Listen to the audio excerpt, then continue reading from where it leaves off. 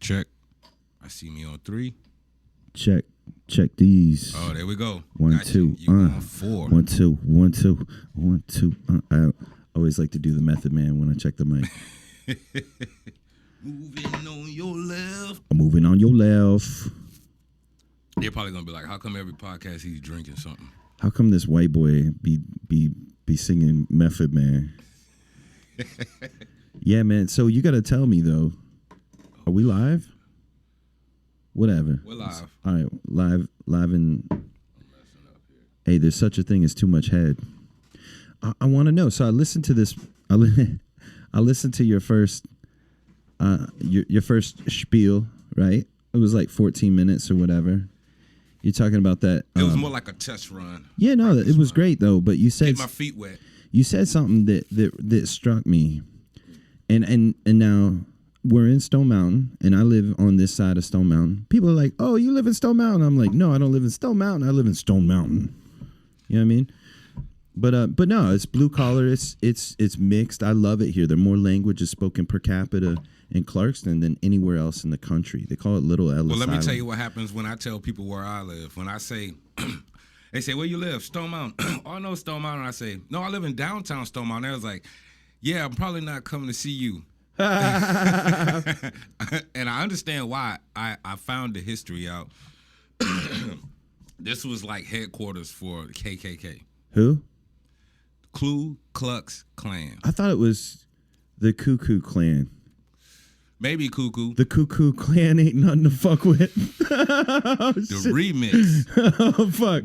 But I tell you this, when we first moved here, a lot of my neighbors, they didn't really say nothing to us. But when I finally did speak to one of my neighbors, he said, "Oh, y'all are like regular people." And I'm thinking like, can I hit you? What did you think we were like? He was like, "You know," and I was like, "Yeah, we're civilized people." Next on, is it racist? No, I'll continue holding the mic. But ever since then, all my neighbors around here love me, and it's cool. Nobody brings that stuff up, but when I did... Oh, I just got to say, I loved you. The moment that we first started talking, I knew that I fucked with you. You can tell it was just day one, and that's authenticity, right? And you know, it's Easter Sunday. We're drinking, we're smoking, we're neighbors. You know what I mean? And this has been something in the making. But what I love is that, you know, you take this action, this causative action. You have a vision and you just execute it. What did I tell you when we talked? I said, I want to start a podcast. You did. And what pissed me off is that you started without me. But it pissed me off in a good way. I'm impatient when it comes to something. I wasn't mad at you. I was mad at myself. Wow. Right? I was mad at myself because all of these things that we talk about in life, we talk about them, right? Like I got the T-shirt idea that I told you about. We're not going to talk about it here. Yeah. Right? Explicit material for adults only. The second coming of Jesus. Totes and apropes, bro. But we talk about things. Mm-hmm. And, you know, I'm a creative. I'm a visionary. You are too. You said that.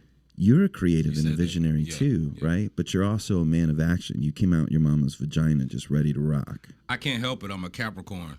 I'm a Sagittarius. This could explain a lot. What's your birthday? December 28th. Oh, perfect. Mine's the 21st. So all of my favorite felons. We both got fucked in the end because Christmas and Kwanzaa and all this. You know, this is my party. Yeah. And I'll cry if I want to, but all my favorite felons, whatever. Talk to my lawyer. Everything's been sealed. All your favorite felons. I didn't roll. I'll say that. You hear me? I didn't roll. But no, what I was going to say was coming back to, so you said something that really, it jogged me, man. I was like, this is funny when I was listening to the first podcast. Can I say it? Am I allowed to say it? You can say whatever you want. We talk about whatever here. Okay. Oh, it's America? Are we in America? I'm sorry. No, I thought this is America, but America is censored right now. This podcast is uncensored. Okay, beautiful. You said something that made me laugh. It was, I felt like a slave in a biscuit factory. You never heard that one before? I never heard that before. Think about the logic of it, okay? You've eaten a biscuit and not had anything to drink. You know what that feels like. Oh, that's what you're talking about. So being at Six Flags that day with no ice anywhere in the entire facility and it's 110 degrees outside, that's what I thought. I feel like a slave in a biscuit factory. Like I just ate a biscuit and there's nothing to drink. Oh, Lord. How'd you take it? I didn't know how to take it. You know what I mean? Yeah. It's like, because like sometimes there's vernacular, which, you know, my neighbors the other day, they were like, bro, you ain't white. And I was like, thank you. And they're like, you're not black, but you ain't white. I was Don't like, get excited yet. I started to fucking, like, I got misty. I did. And because, I mean, part of the reason why I moved to Stone Mountain, look, when I moved from North Georgia to Atlanta. North Georgia, that's like Cobb County? I was the darkest skinned kid in my school when I moved here from Florida. They're like, boy, are you Mexican or what? I was like, what the fuck are you guys talking about? What part you from? Yeah. I was like, what are you talking about? This town is called Cumming? Are you serious? Oh, you were in Cumming. And it had a white tower that looked like it was called, it said Siemens on the side. I'm like, does anyone, like, am I missing something? And I didn't know what racism, I mean, we had messed up vernacular on the schoolyard. Yeah. But that's just what we just called each other. You know, gang recruits when I was 5. And I was like, but I like both of the colors. What am I supposed to do? I'm messing with all of you. But so, you know, there's vernacular that I still don't always get. And I know there's different, you know, this is a predominantly African American county. I think there are this in what is it? Queens County or Kings County or something in Kings County in Baltimore. More African American. Can't just say black. Yeah, I can say black. That's what we have to sign when we do papers. Is black. Oh, they say African American. I like to say other because like I'm a straight mutt, dude. I'm pure red fence jumper. You know what I'm saying? But I'm still looking for the continent of Africa America. So I'm at a loss when they asked where are you from, and they asked for your nationality. Yeah. Because believe it or not, African American people are the only people without a nationality they can prove. And that story goes back so far it'll spin people's heads. But you know, it's also so if someone's from China, they're Chinese, Mandarin or whatever they call them, Mongolian. They say, well, place of origin, China. If you're Mexican, place of origin, Mexico. Yeah. European, place of origin, Europe. African America. We're still looking for that motherfucker. We ain't found it yet. Maybe it's on the Pacific some side, but shit, we've been looking for a while now. Dude, that reminds me. I stepped into the to the Welcome Center across the state line, and they have you sign in, you know, on your way to the bathroom. Yeah. And sometimes I like to leave like, you know, funny things on you know those. What'd you do? I used some alias, I don't know, but somebody else, like a couple lines ahead of me, they said, you know, where are you visiting from? And they said, China. And they said, the reason for your visit? And they said, classified. And then they said, phone number, classified, email, classified. How long will you be here? Uncertain. What does that mean? You know, this is somebody just punking, right? But I never signed one of those when I went in the Welcome Center. I mean, I definitely signed it. I didn't even see it. I signed it, but it was like, you know, Jeromeo. You know what I mean? I got lots of aliases. I have a lot of aliases. Yeah. I know if, you know, as this gets out there in the world, like people know me as different characters.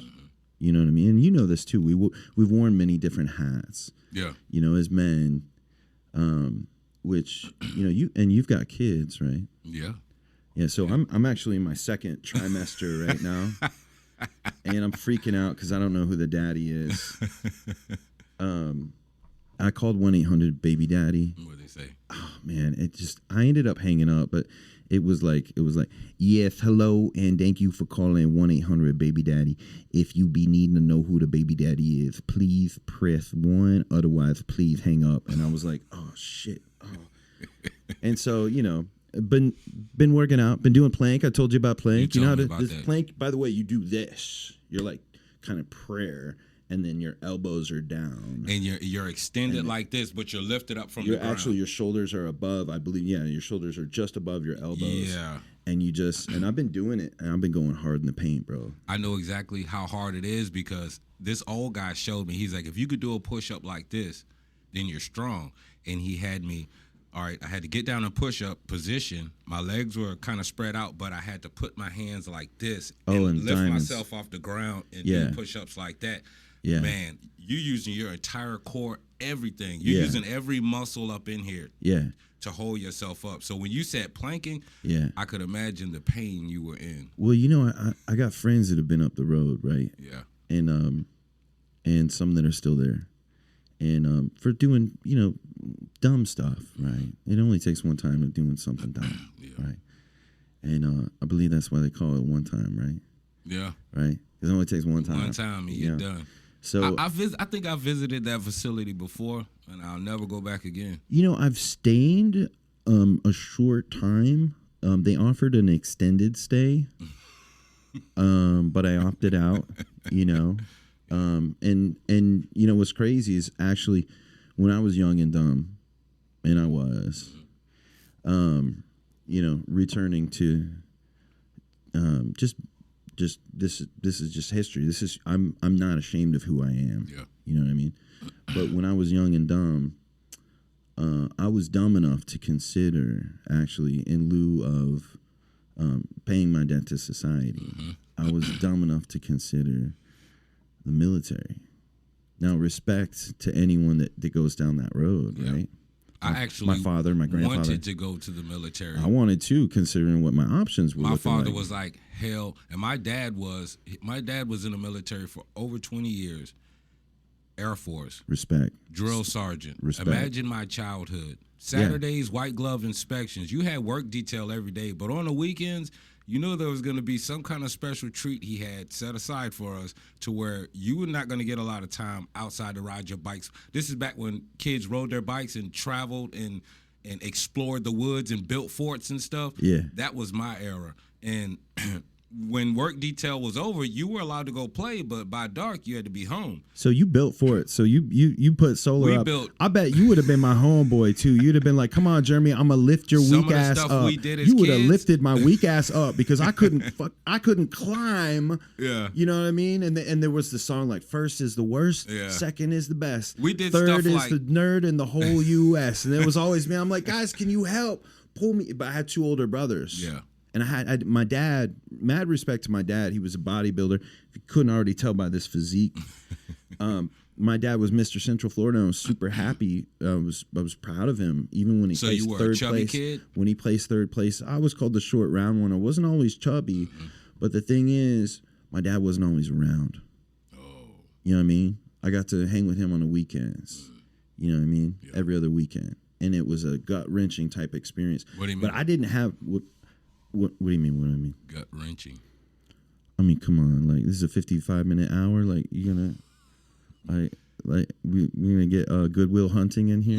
What's going on? No, we don't have to. I'm trying to build a picture of when you said it was a gut wrenching. The gut wrenching experience was being between two parents. The ride home or the waiting or being used as this ping pong for where's my child support? How old were you when your They're parents sunburned, split up? 2 years old. My first words were "don't hit."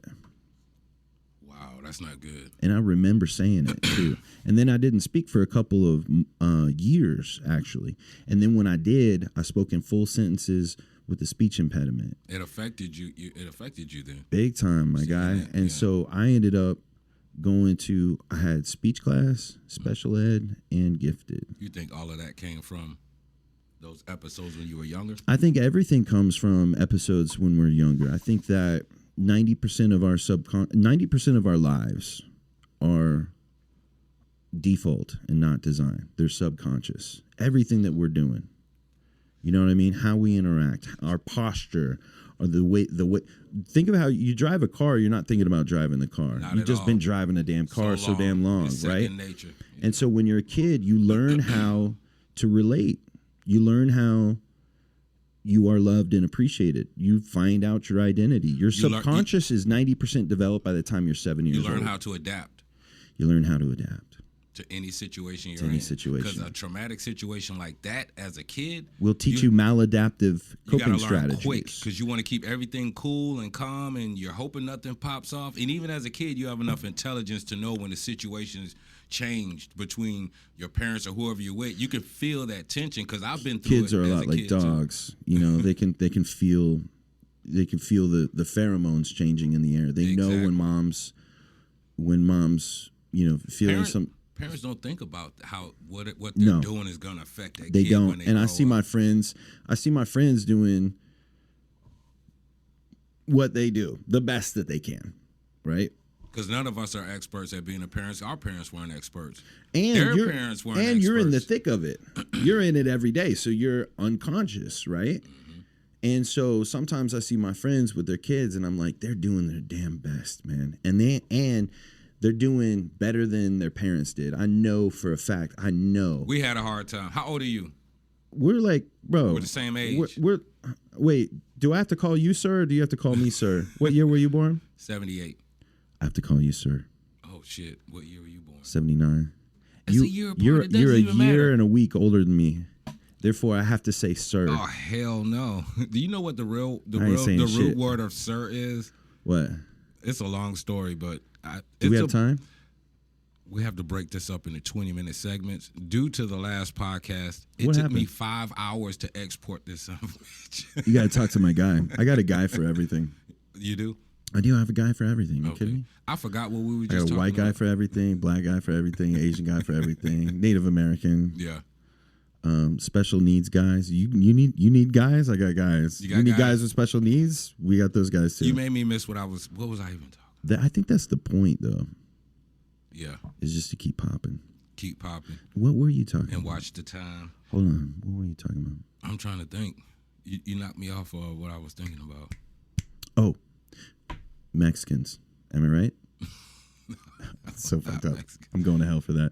Can we edit that out? But I'll tell you one thing. I worked as a commercial electrician, and I've always admired Mexicans for their work ethic. Yeah, sure. But I mean, it's like not to be stereotypical. They leave trash after the job. No, hell no. Oh, that's something that I noticed. If I'm going to be stereotypical, it's the one I thing admire I'll say. Mexicans when working, especially hard work, is how they can stay so positive and happy while doing it, while being around my peers, African Americans, which we haven't found that continent yet. But Yeah. they complain the entire time that we're working, and that, you know how it makes it harder. Oh, Lordy. But then I look over, like we're bitching and Orderly! yeah, they laughing and playing. And I'm like, man, why we ain't doing that shit? Yeah, They have fun. and they're banging it out too. Yeah. And they're grateful. And no matter what the job is, at the end of the day, as long as they get paid. Exactly. But that's why Right. I just admired how no matter how hard the work was, they were always positive about it. If you're watching and you're listening and you're not paying the people that you owe for their work, fucking stop that. Karma is coming around faster than people think Like nowadays. a Acme anvil out of the sky. And in our industry we see that a lot. the solar industry. The solar industry. Yes. I just had an agreement that I signed, and I looked at page 2 and I was like, well, shit. It says here that the termination of this agreement could happen at any time. Like, if y'all are insolvent or bankrupt, if I die. By the way, if I die, take my money to the celebration of life and give it to my wife. Don't not pay me or my company for the services rendered.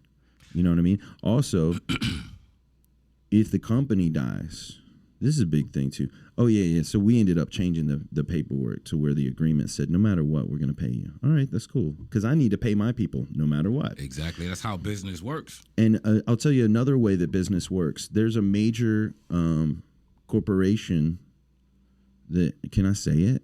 Oh, this is America. I can't say it. Well, they died, right? The corporation died, or at least that faction of it. ADT Solar. ADT Solar is dead.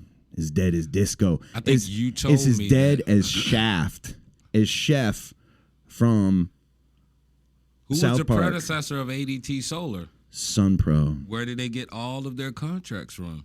Sun Pro?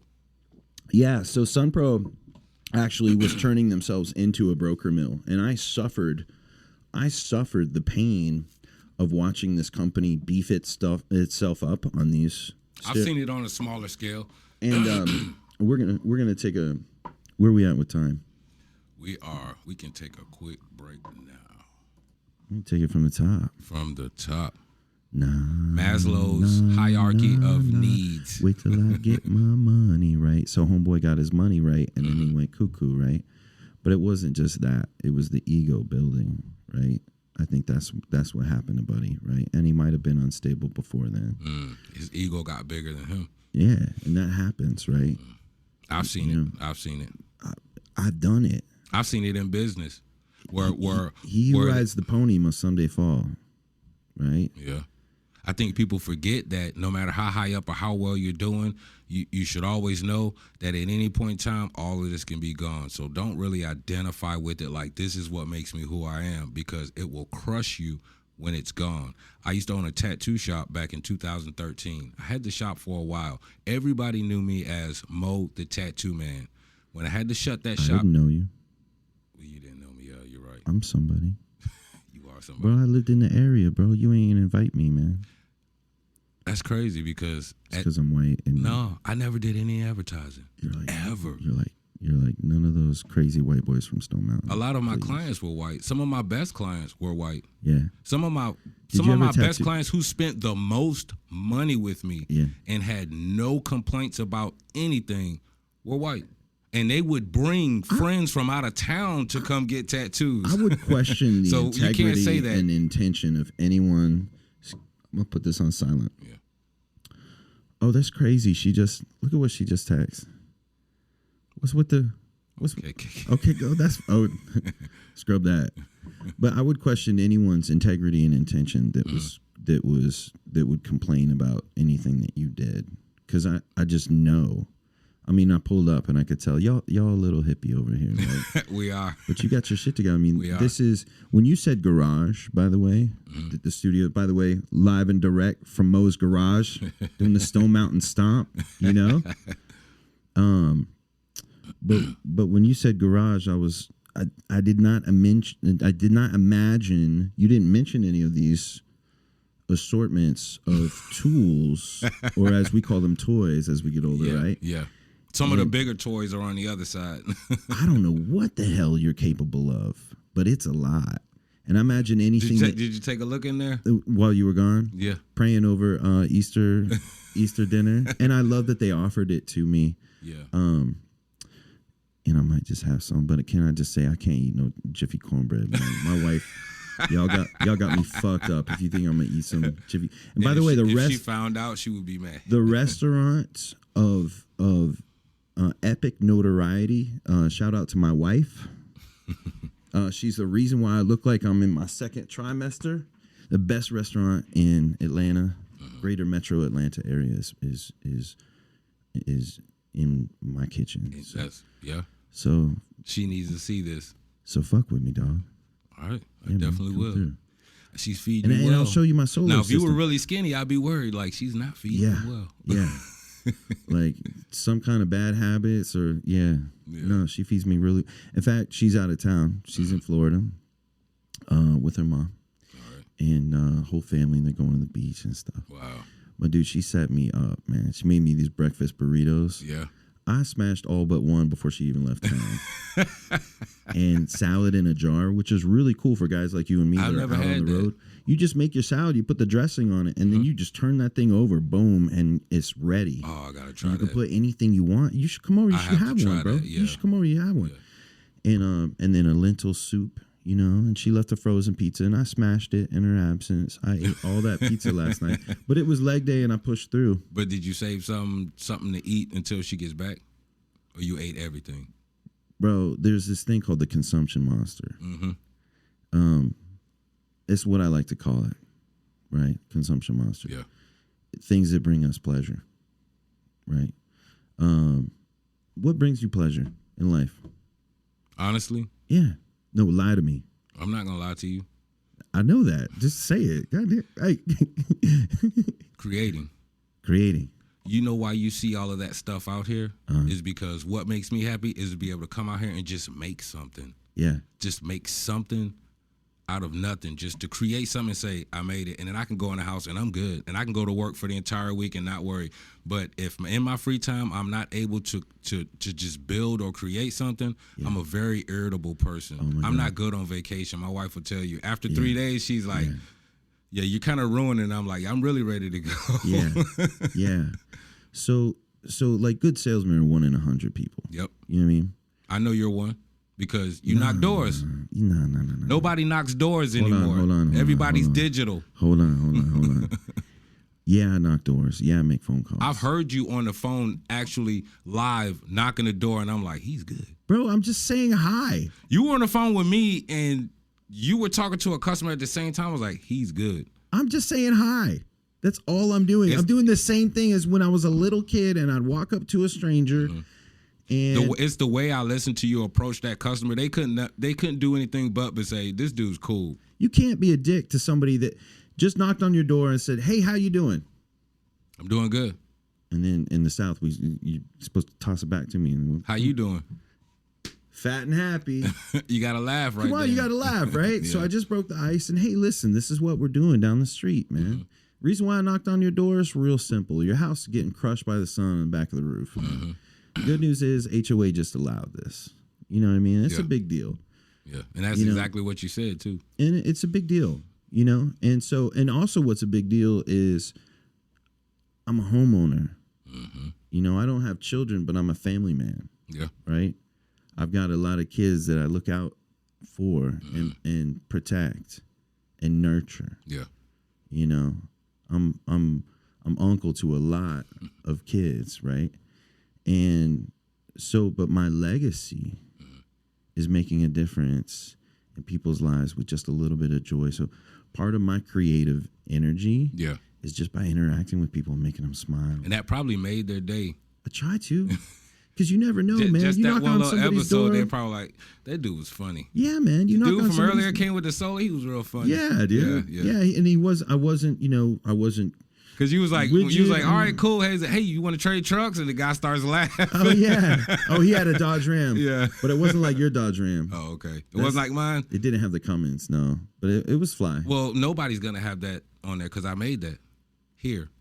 See, and that's that creative spirit. So speaking about creative, so there's like 1 in 100. By the way, my harm reduction therapist, who will go unmentioned. But shout out to my boy, Dimitri. I love you, man. The check's in the mail, bro. But yeah, so he was saying like, look, good salesman, because we were talking about our staff. Yeah, right? yeah. And it's like, well, you can get salesmen all day long, but to find a creative, that could be 1 in 1,000, 1 in 10,000. Wow. Creatives are the ones that tend to be troublemakers in school. Disruptors, yes. Right? Because they're thinking so outside the box that you can't contain that. And I used to get written up for insubordination, left and right. Yeah. And then the allegations of pulling the fire alarm during lunch. That's neither here nor there. There's no video. Talk to my lawyer. Yeah, et cetera. But just being a creative in this world is challenging, and if we don't feed that fire. There's a really cool book called The War of Art. Is it by what's his name? Robert. He wrote The Art of War. No. Oh, it's a different guy. No, I think it's Presnell or something. But The War of Art, right? And I have to look him up. It talks about this thing, the nothing, right? Resistance, the nothing, like in the movie Never Ending Story. You remember that? Me and my wife loved that movie. Of course, right? We all did. Falcor. Yeah, fucking Falcor. Man, I wish I could have rode that dog to school, man. All y'all that said I wasn't nothing. Look at this shit. Me and Falcor about to pull up. Yeah. Woof. But yeah, so the nothing is the same thing as resistance. Resistance is that thing that keeps you from doing leg day yesterday, in spite of my hangover. Yeah. My Good Friday oh God, terrible Saturday morning hangover. I went and did leg day anyway. So push through that resistance. We got to push through. And I was telling you earlier, it takes a lot to, if you had a night like that and then all of a sudden you got to go do something like workout the next day, the last thing you want to do is anything like workout. You want to go home and rest and sleep that shit off, but you still made yourself go and you still pulled through the entire workout. And like I was telling you, it takes a lot of determination to make yourself do something you really don't want to do, because the way the human mind works, and that's what causes procrastination, is we think of the pain and how much it's going to suck, and we try to put it off. We try to find every reason we can to say, oh, we'll just do it tomorrow. Pain don't hurt. But you went anyway. So my older brother. I commend you on that. Thank you, man. My older brother was every drop of a man. You know, my dad wasn't really around much when I was from like 2 to like 15. He wasn't really around much. And then, but we were always really good friends. I loved my dad. I looked up to him a lot. And, but I had 2 older brothers and some shitty dudes that my mom dated and married and stuff. You know? Yeah. But I had 2 older brothers, and my middle brother, John, total badass. And I remember him being in high school football. Yeah. And he said something to me like, he said, pain don't hurt. I was like, what are you talking about? What does that mean? When I was on, you know, I moved to Georgia, I didn't have any friends, so I started getting involved in sports. And my technique was passing out candy and introducing people and saying like, hey, I'm number 33. You might see me wide receiver. You might see me tight end. You were selling even back when you were in school. Are you a Snickers fan or a Skittles fan? Right? So, hey, listen, bro. Hey, like, we're going to have a good game. We're going to have fun out there. Yeah. Don't hurt me. Seriously. I give them candy and tell them not to hurt me. To this day, my install crew, I do the same thing. Yeah. I come out and I feed my install crew. Guys, don't hurt me. Don't hurt my brand.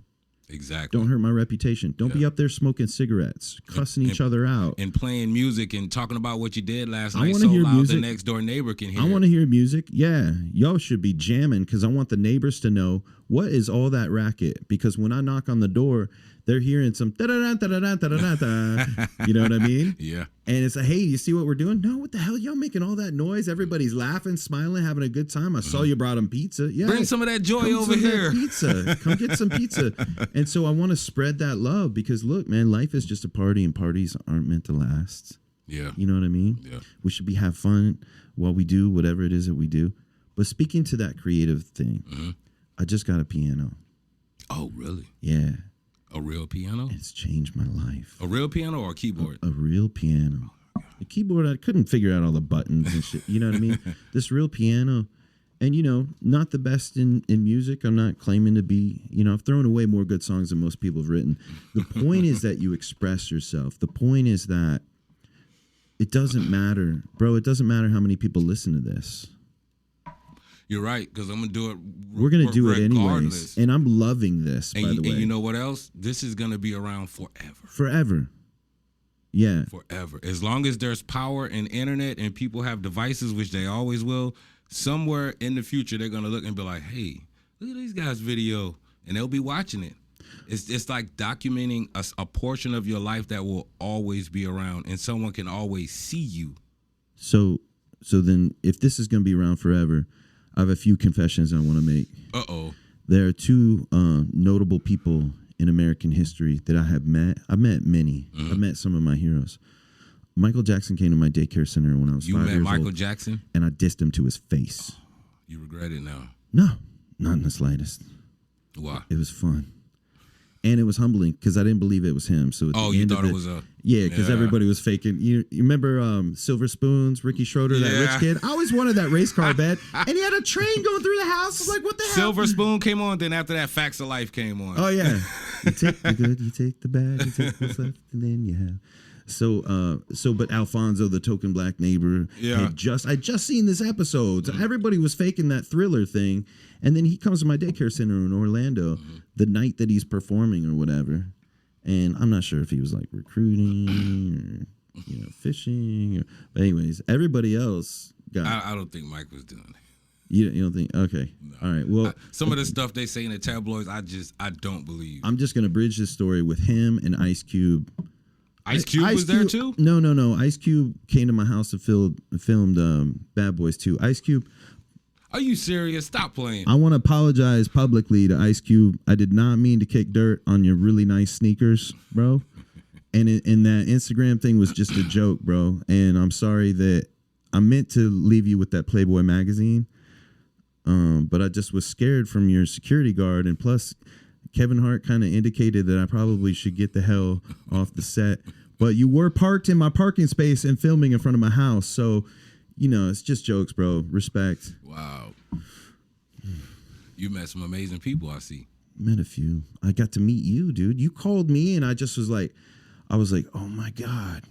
I felt like Forrest Gump meeting, what was Bubba's last name? Gump? No, it wasn't Bubba Gump. I don't know. That was the company that he did in his honor. I can't remember. Don't die on me, bro. No, I'm trying to remember. Forrest Gump. And Bubba. I cannot remember. Bubba Sparks. No, it wasn't Bubba Sparks. You know how long ago it's been since I've seen Forrest Gump? I always think of him on that boat doing the thing. Lieutenant Dan.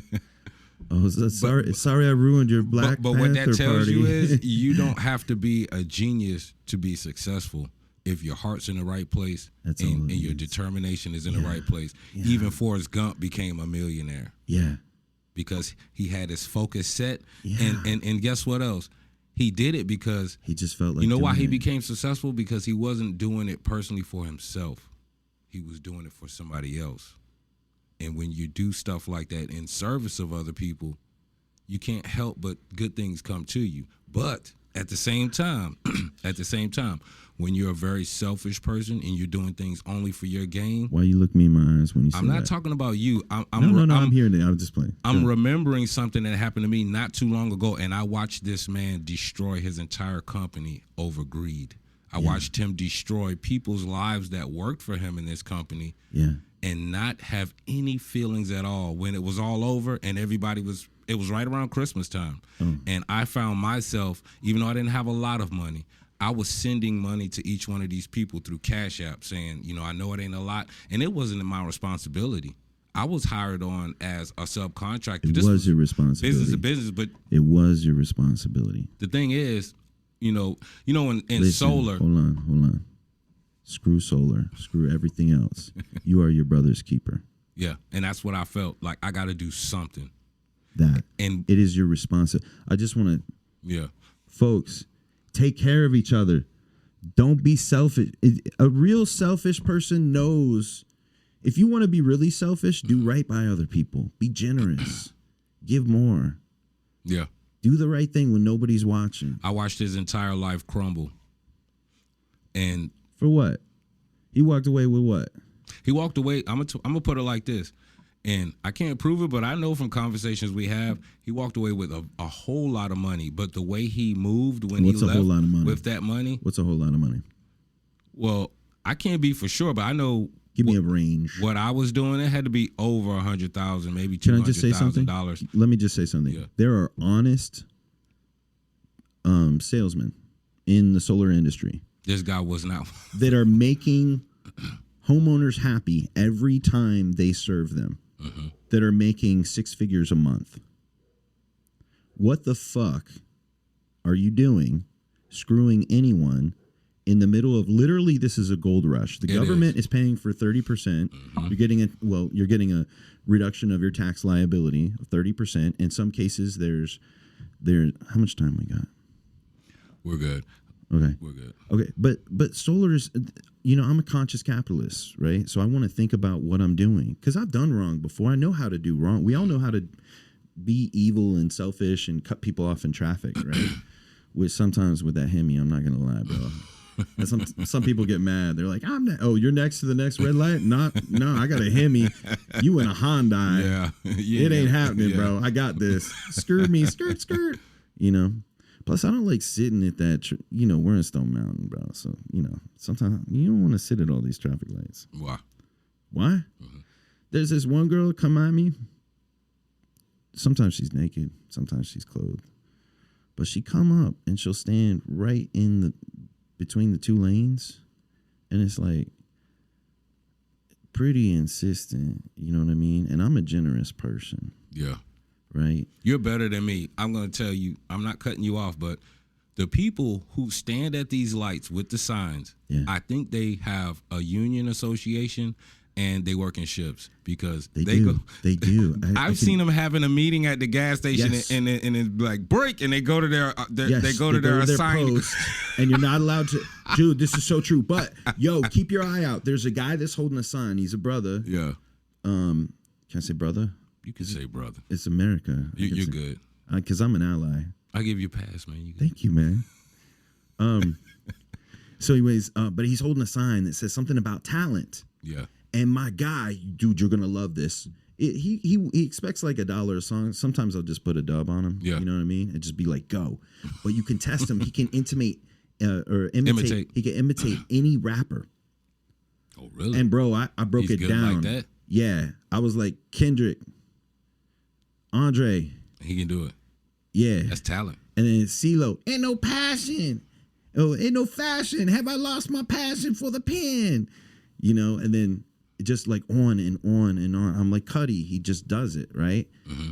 And then what pissed me off, though, the last time I saw him, he's like, I do Eagles, too. And I was like, oh, bro, that's messed up. You think because of my long hair and the way I'm slouching, I'm listening to the Eagles? Yeah. I do not have a peaceful, easy feeling.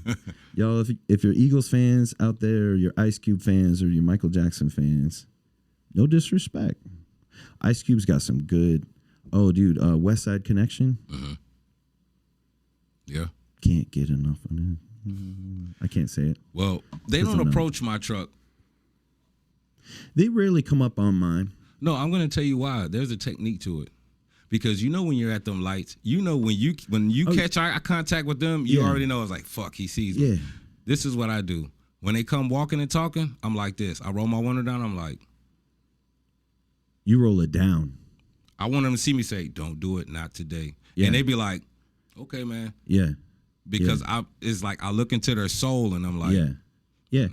Yeah, and usually they know, but you know, there's a special brand of crack that's out there on the streets these days. I don't know what's going. Stone Mountain, Memorial Drive has turned into Ooh Jersey. For real, not Ooh Jersey. It's just rough, dude. There's so much, so many boarded up, burned out buildings. I've seen them on fire. You don't know what's coming, do you? I know what's coming. Crackers. No. Oh, gentrification. That's what I was about to tell you. Crackers. When they start I moved to Stone Mountain to get away from all of that, bro. I lived in Little Five Points. My name is in the concrete. My nickname is in the concrete. What's in the nickname? We're gonna save that for another episode. You don't want to tell us? Well, you know, statute of limitations. Oh, got you. You have to sign a waiver. So let's not get off subject what we were talking about. Don't be Googling me neither. I might Google you when you leave just to see. Yeah, there's some good stuff in there. I'm like, I didn't even know. Yeah. So we were talking about salesmen who doing dirty business. Yes. Fucking everybody over. Yes. Trying to get the bag. Yes. And ruining everything for other good salesmen and for solar and in general, the reputation of solar. Because when people do that, the first thing the customer thinks is it's all a scam. It screws everything up, right? It doesn't just screw the industry up. It screws the neighborhood up. Yeah. It screws a family up. You know, over 70% of American families are one paycheck away from not being able to pay their bills. When they go solar, they're doing this because it's a hedge against inflation. Yes. You know, do you want to rent dirty energy forever or do you want to own it? It be fixed. You know what I mean? It's like, well, this versus this, I'll take this. That's the intention. That's the intention. But and solar works great. And it works great here in Southern Company. Now, I do just want to say this. Which camera's on me? Is it this one? All of them. Southern Company. I got a message for you. By the way, my dad used to work for Southern Company. Yeah. He was also, he is a Marine. You want to piss a Marine off? Give him a job where he sits at a desk and does nothing all day. Exactly. Guess what his job was? What? As an architect, his job was to design the air filter at the top of a coal plant.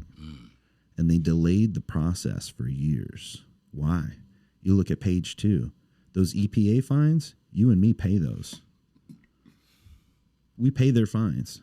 They make money billing us. Now, the coal factories is what's making the generators that's making the energy that we're using now. Fossil fuel. Correct? Primarily, but they also just behind closed doors, the Georgia Public Service Commission. Love you. Bless your heart. Now, this is the internet, so this doesn't go away. You guys need to do more. You need to do more. And listen, I know that the grid is complex, and there's more to the picture than meets the eye. Yeah. And we have energy demands, and without energy, people are going to freaking die, right? I also know that the grid is extremely vulnerable. It is, and I was going to bring that up. So do you know how many substations? We're just all over the place. I know we are, but it's all relevant to what we're saying, though. This is true. I guess we'll figure out what it is in the end. So... But the thing you're saying about the grid being vulnerable, I can relate because we had a storm here. Our power was out for 2 weeks. It took them 2 weeks to get us back up and running, while at the same time we're watching everywhere around where we stay, power get cut back on. And we were the last. Yes. And what we heard was... You didn't have my number. The grid was so old over here that they saved it for last because they could get everybody else on before us. The reason that I tell every customer... Get solar if you can. Customer or every family that you family serve. that I serve. Yeah. I'm going to get that right. Every family I serve, I tell them, if you can get solar with backup storage, get it. And they say, well, why do you say that? And I say, well, if you've ever experienced a power outage for more than a week, then you would understand what I'm talking about. You do it for more than 2 hours, you start looking at each other like the Donner family. Like, which one are we going to eat first? The food goes bad. You know what I mean? The kids start moping around because they can't get on the Xbox. I can't get my work done. I don't have internet. The house doesn't feel like a home. It's hot as shit or it's cold as shit. The house doesn't feel like a home. It feels like a cage. A shell. That's super cold or super hot. Exactly. And so, these batteries are somewhat cost prohibitive, and I'm not crazy about, extracting rare earth out of the ground. I'm very excited about the promise of... Excuse me, I'm talking on the mic. You good? I'm I can hear you. very excited about the promise of graphene. You've heard about this? I have. Non-toxic, man-made superconductor. I think they're going to be able to pull that off and make that work. China's doing it now. We're just, we're a little behind. We're just sitting on a friggin' beanbag eating Cheetos. But the pain watching Netflix. The pain from we get so used to these luxuries, which is energy. The pain from having that taken away from you if there's a power outage, and the possibility of if you invest your money into something where you can control this yourself. Let's just say this. If you reallocate from a liability to an asset. Exactly. Because you're not even investing. This is a crazy thing about solar. It drives me nuts all the time. People say, what's my return on my investment? And I'll take the power bill and just wait. What's the ROI on this thing? Because you get nothing for that at the end of the year. Do you know that Georgia Power went 27% rate hike on their base fees in the last 12 months? And they're going to go up again. And again, and again, and again. And in the news, what's happening right now is they're importing from Mississippi Power. What kind of sense? Look, I'm not a smart man, right? Mm-hmm. Back to Forrest Gump. I'm not a smart man, but I know what love is. Okay. Right? I'm not a smart man. I understand people. Mm-hmm. I understand like basic human interaction, love and kindness and generosity and shit like that. Yeah. I don't understand.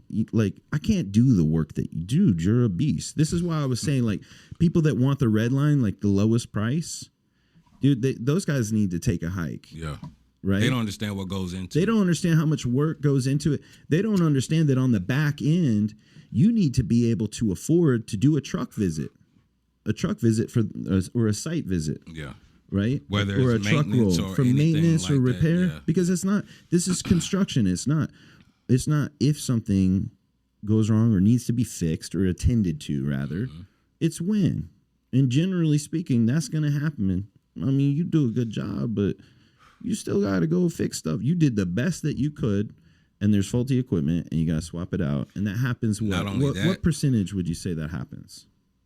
That doesn't happen as much as having to go fix something somebody else installed, and they didn't complete it or they didn't do it correctly and left the customer hanging. And when I come, I have to figure out what was left, what wasn't done, what needs to be done, or what's broken, and I get it back on. And this is the dynamic where you and I have had synergy, right? Because I get calls all the time from my business. And it's either installers looking for work because the company that they were working with was dishonest and they went out of business. Sounds familiar. Y'all stop lying. Stop lying, man. Honesty pays way better than dishonesty, by the way. If you're selfish, do the right fucking thing. Exactly. Do the right fucking thing. You'll make more money in the long run. And there's this thing called legacy. And I don't know, man. Karma may or may not exist. I don't know. You don't have to believe in that or not, but it does. I believe it does. It does. I'm just not trying to be too preachy. I'm just saying. The thing is this. The compound effect of doing right by people, you will make more money. If that's all this is, if you're just in it for the money, good. Selfishly, do the right fucking thing. It won't last long if you're just in it for the money. And so the aforementioned villain in the story that will go unnamed, I'm gonna find you, bro. I'm gonna take your mom out to a nice seafood dinner and never call her back. As a reference to that was Ron Burgundy's guy. Ron Whammy. Burgundy.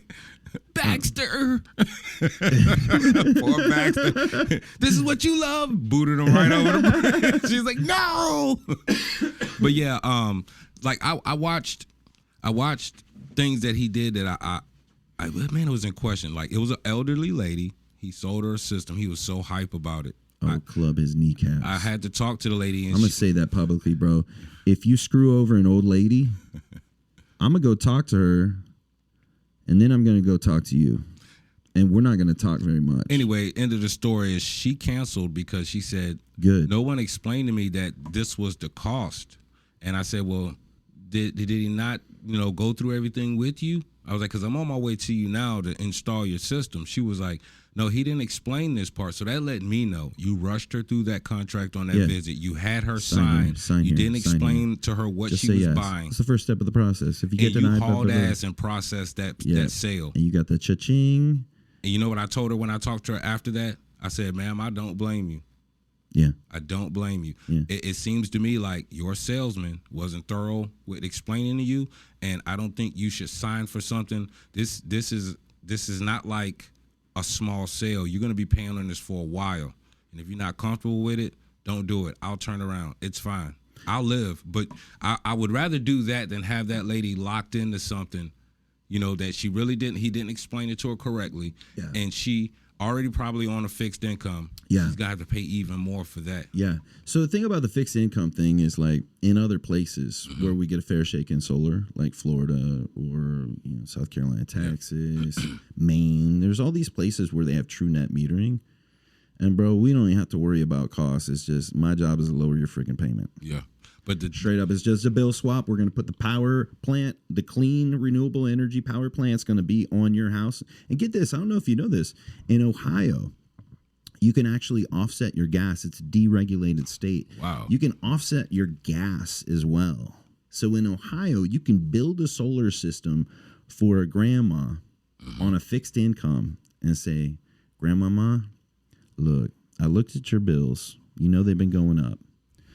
What we're going to do is, instead of it going like this, right, you're going to be fixed. I know you're on a fixed income, so this program's perfect for you. So no matter how the price goes up doesn't freaking change. Hers stays the same. And it's going to offset your gas. That's too, good. Your natural gas. And the cost of that's going through the effing roof. That's not in Georgia yet? We're taxing. Well, it's not in Georgia because Southern Company needs to come sit on it.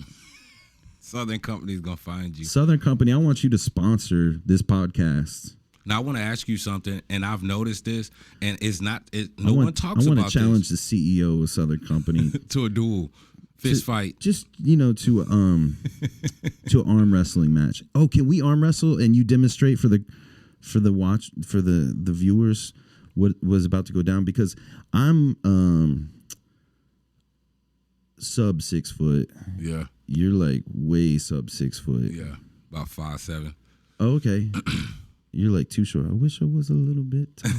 Can we arm wrestle That's real quick? domino. So can you just You want to arm wrestle me? I do. Okay. I do. Let's do it. Because I'm going to move the mic out of the way. Because this is a compound effect, right? Yeah. You wake up every morning and you do how many push-ups? 200. Yeah. You know what I do in the morning? What? I can't talk about it. No, I'm just kidding. I drink water with lemon now. Do a little stretching, feed the dogs. I play the piano a little bit. You have a lot of time in the morning, huh? Oh, that's embarrassing.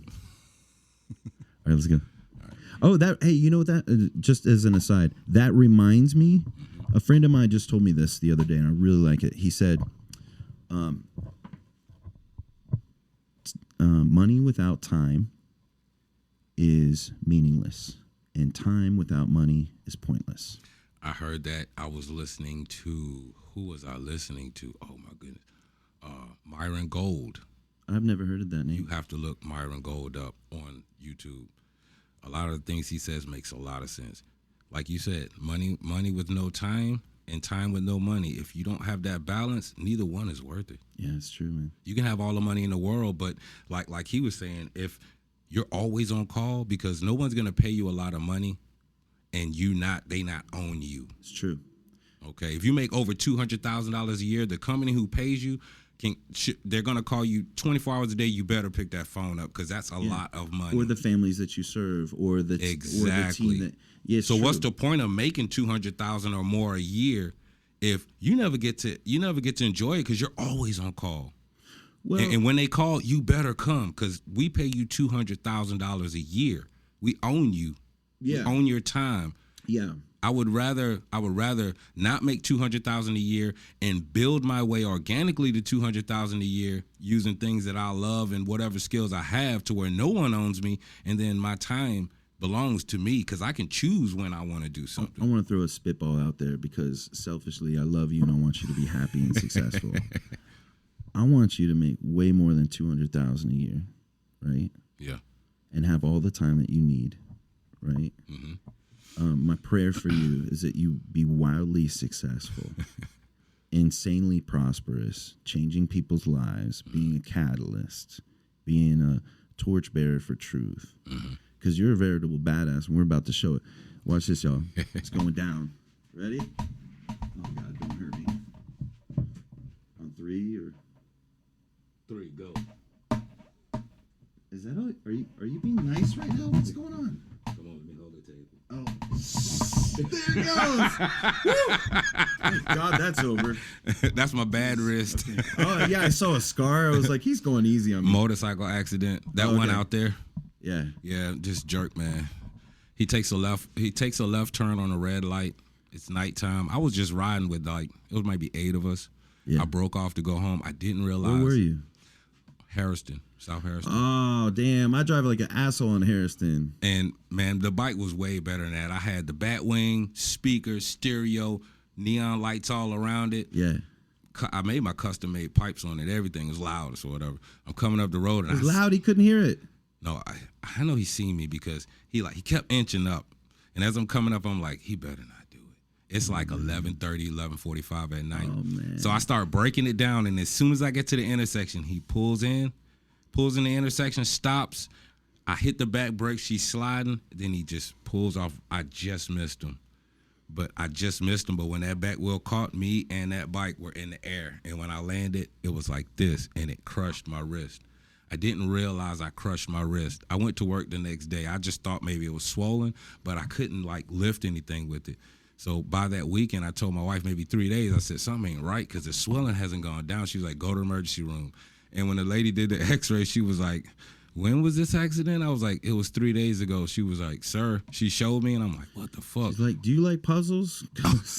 That's what the bones look like. Yeah. So I had to get surgery, and after that surgery, I've never felt pain like that. They had pins sticking in to keep the bone together and a cast on them. Yeah. But sometimes at night, I would feel it would be excruciating pain. When they took the cast off, some of the pins had pushed through my skin from the inside, and that's the pain I was feeling. Oh, Jesus. But it's over with.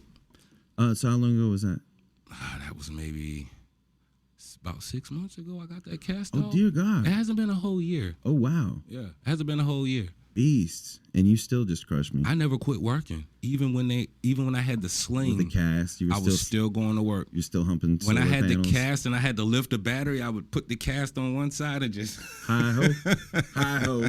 That's the way we go. Yeah, I probably did damage though. I don't know. Yeah. I mean, I'm fine now. Yeah. But when I do my push-ups, I have to do it on my knuckles because I can't. You know what I'm saying? So for that, I'm thinking some myofascial therapy. I'm thinking fascial stretch therapy. I'm thinking cryogenic. By the way, I owe you some passes. Shout out. I'm just gonna. Hey, we're gonna do our first plug. I've been going to Restore Hyper Wellness, and that's cryo. I have to try it. The red light. I've heard the so much infrared about sauna. They did an isolated. So I had gout in my knee. You know, it's the disease of kings, right? Gout. Yeah. What's the origin of gout? Where does it come from? Well, these days the influx of gout really comes from high fructose corn syrup. What we're eating. Yeah, but you know, motherland genetics get it. British Isle genetics get it. It really comes from organ meats and alcohol, right? That's like the origin of it, right? So like seafood, beer, you know, steak, things like the stuff we like to eat, you know, chitlins. I don't eat chitlins. Who? I don't. I never liked them.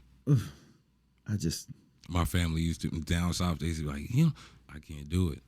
For one, at a young age, I was very inquisitive and very curious. When I found out what chitlins was, I was done. Dude, on God, the first time I ate ribs, I remember saying, I was just a little kid, and I was like, "Oh man, these are resistible." My dad still won't live that down. Is that resistible? I'm like, "Where do ribs come from?" He said, "From little people." You believed it. You stopped eating them, didn't you? I kept eating. Oh shit, you a cannibal? I kept eating. Donner, Party of 46. Did you ever see that movie? Donner, Party of 45. Did you see Jeffrey Dahmer? I watched it. Oh, Jeffrey Dahmer. No, I was saying Donners. Like the Donners, they were the westward settlers. They were rich from Chicago. Yeah. And this dude wrote a book. And we'll actually segue from this into talking about what you were talking about with guiding people. So the thing is a lot of times there's people that will position themselves as an authority on a subject when they don't know what the hell it is they're talking about, right? Yeah. So this dude in California wrote a book about how you could take this new route and save yourself 2 weeks if you were taking the wagon trail from the Midwest to California. Well, this rich family, the Donners, they read this book and they believed it. But the thing is the dude had only taken that route one way, and it was just on a horse, and like ain't no way it was gonna work going through the time of year, and it just didn't. And so they died. Damn. They ate each other, bro. They ate each other like that dude that did the bath salts down in Miami. I think messed up. He was on a little more than bath salts. You think so? I think he was. I think it was a combination of drugs that made him do what he did. Yeah, because lavender doesn't really make me want to. You know what I mean? When you say bath salts, I'm thinking, It could have been Calgon, take me away, It's no telling, man, what people are on. You don't know what combination you add together, what it may make that person do, because everybody's psychology is different. It's true. Like somebody they may do alcohol and coke, and they could be cool, or they may do alcohol and coke and they become a killer with no feelings. Yeah. They may do weed and shrooms and they're laid back, or they may do weed and shrooms and they may jump in front of a 18-wheeler on the interstate. So it's no telling. I know a guy that will go unnamed, publicly speaking, that when he eats mushrooms, he just sits like Buddha and just breathes. He goes from being wildin', talking to everybody, to just sitting there like Buddha. And be like, man, what's up with you? He's like, I'm well. Yeah, well, one mistake I'll never make is eating shrooms before going to work. I will never do that shit. Yeah, you don't want to do I that. That's fucked awkward. Up bad. And I knew I fucked up is when it kicked in, I was almost to the job site, and I'm just like, why did I do that? Yeah. And goddamn gnats. They're just gnats, bro. We get to the job site. They get protein. Don't laugh at me, man. Don't laugh at me. We get to the job site. This is when I was running my construction company, in between solar. So it was like a concrete slab, right? I laid down on the slab and I felt it on my face, and I was like, I just want to stay here. And he was like, bro, what the fuck you doing? I was like, why did I eat that shroom? I did not want to move. I said, bro, I ain't gonna be able to work today. Yeah. It's not gonna happen. Yeah. I wasn't in work mode. I was in. How much did you eat? See, it was my first time, so I don't know much about it. Mo. What he gave me, I ate it, and I'm like, man, this is bullshit. I don't feel nothing. And we was just talking, and I'm like, yeah. I said, man, I feel like I wasted my money. But halfway to that job site, when it kicked in, it was just like, I was just like, that's different.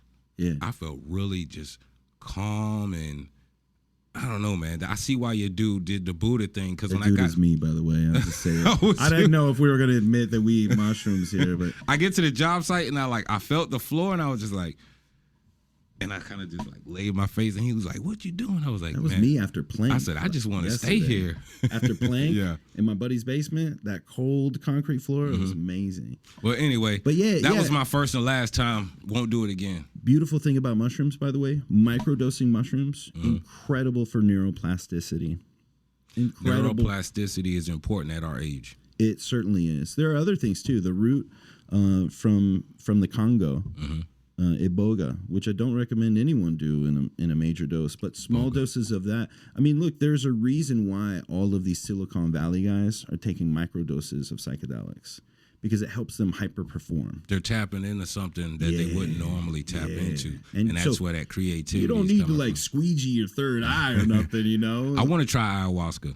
No, you don't. I really want to try it. Do you like drinking, let's see, it tastes like... I don't care about the taste. I know it's nasty. Let me tell you. I know it's nasty. Bro, it's like burnt mahogany and well, it's bark, right? It's brewed up with this... It's supposed to be nasty. It's not supposed to taste good. It's not supposed to taste good. No, it's not. I want to try it because I want to experience what I hear everybody talking about. And when they come back, they're not the same. You know... there's a movie that I just saw yesterday called Spaceman. It's an Adam Sandler movie. And, I've seen it. You have. When he thought he was seeing the spider thing. You know those purple dots in the movie? Yeah. It was like part of the beginning of the universe.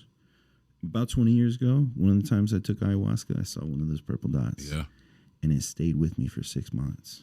What do you mean stayed with you? Like everywhere I looked, I saw this purple dot. That's crazy. Yeah. What did you do now? Shroom? Ayahuasca. Oh, you did ayahuasca. Like how many times? How'd you do ayahuasca? You can't just buy ayahuasca. Yeah, you can. No, the fuck you can't. This is Atlanta, bro. You serious? This is Atlanta, bro. When I was looking like into DoorDash this stuff, with that shit, bro.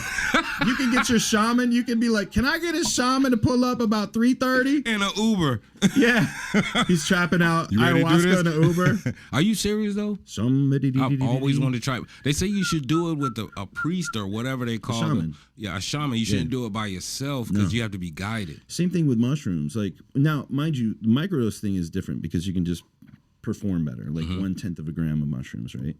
But yeah, if you're going to do a flood dose of anything, set and setting, as well as having a proper guide that's very experienced, it's the same with anything. It's like, I want to go fishing, right? I don't know shit about boats. I don't know how to, you know what I mean? I want to do all these things. I need to know how to do, like, you don't just buy a pole, buy and some go bait, out there. That's the same. Okay. And roll yourself out there and go fishing, right? Yeah.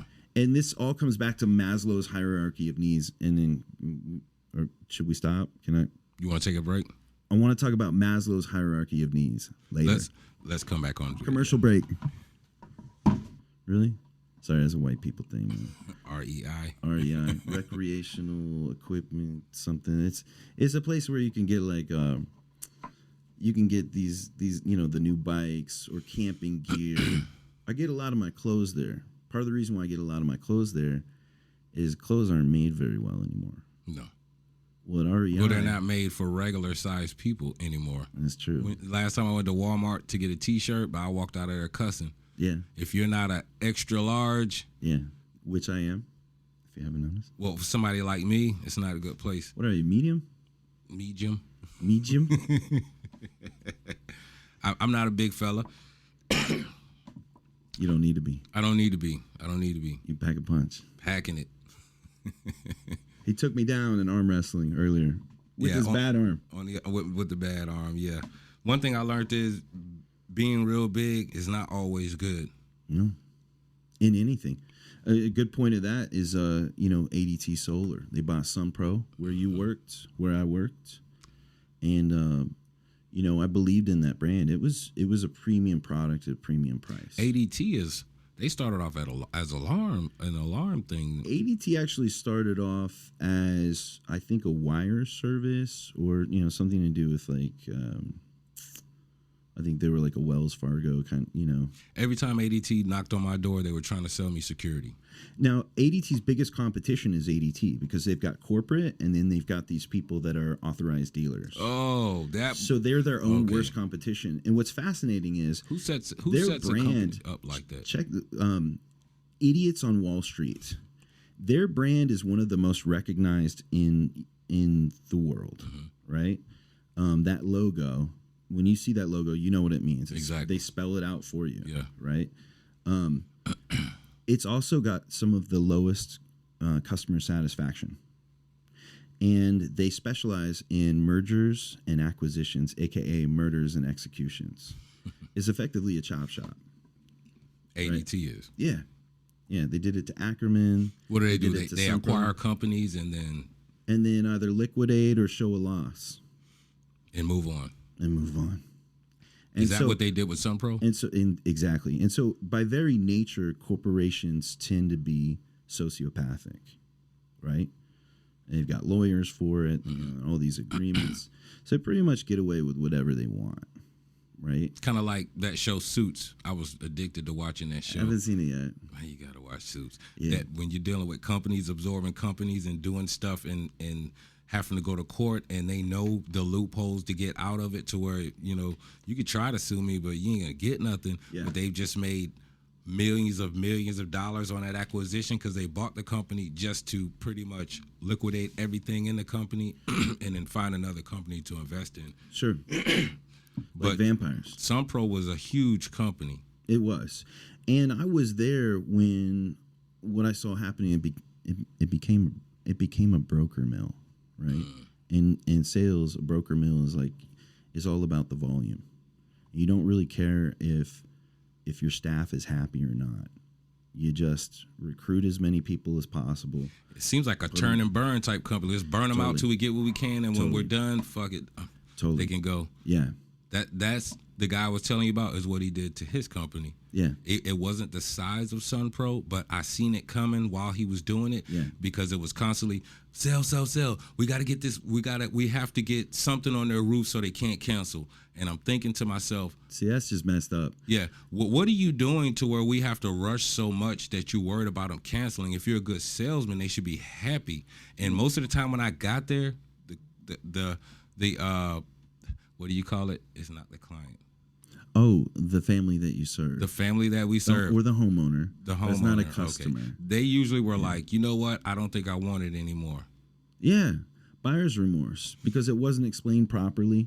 There were high pressure. But the pattern I seen, like you're saying with Sunpro, it turned into a broker's mill, was because I understand you want to make sell, but you have so many loose ends you haven't tied up with sales you've made. It feels like you're just trying to get as much money as you can before you make a big break. I want to give you an example of why I quit there, right? I kept using that gas card. I love that gas card. Especially I see a single mom and hey, this is going out there. Yeah, I did it. I see a single mom in an SUV. Baby girl, pull up. I got you. Top that. Giving a little bit back, huh? God bless you, honey. No, don't thank me. Thank you for choosing Sunpro. Yeah. So, ADT, but in any event, that job, because 30% of my calls, I don't know about your calls, but when people call my company, it's to fix other people's problems. Mine too. And the cool thing is, Mo, when I got a problem, I go, I got just the guy for it. You called me. So thank you for that. You know what I mean? Yep. It ain't a problem now. Yep. It ain't a problem. Yep. And then so we're fixing other people's problems, and it's usually a misrepresentation. It's not that the equipment's wrong, is that it wasn't explained properly. And in the case of the last job that you did, that gentleman was in trees. And folks, if you're listening and you think your house may or may not be a good fit for solar, I'm gonna make it real simple for you. Just type in Google Project Sunroof. And Google Project Sunroof. Google Project Sunroof. Okay. Shameless plug to Google. Love you, Google. But and then you type in your address, and what it does is it takes an irradiance report of how much sun is being exposed to your roof. Wow. And it tells you how many sun hours you have. But most importantly, you don't need to know that number so much. You need to see on that scale, are you to the right where it's super bright and yellow, or are you to the left where it's like eggplant? And see, I say eggplant? I can say eggplant. Right? This is something that homeowners who are even thinking about getting solar, what you just said, they can look that up and get that information and say, are we a good fit for it or not, before any salesman even gets to their house. True story. And that's the education that they need. So they kind of get an idea of what they want. It's not like somebody's selling you something you don't know nothing about and they're telling you this is good for you. Because I've seen situations where, solar was sold to a customer and they came outside and the first question they asked me was, so this is going to power my whole house?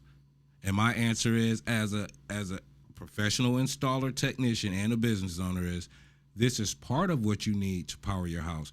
You would have to have storage, and they would always say, well, no one told me I could get storage. I went to install to where the customer, once I talked to him and told him, yeah, you can get storage and keep your stuff on when everybody's stuff goes off. Yeah. They were like, well, add it. I want to buy it right now. Yeah.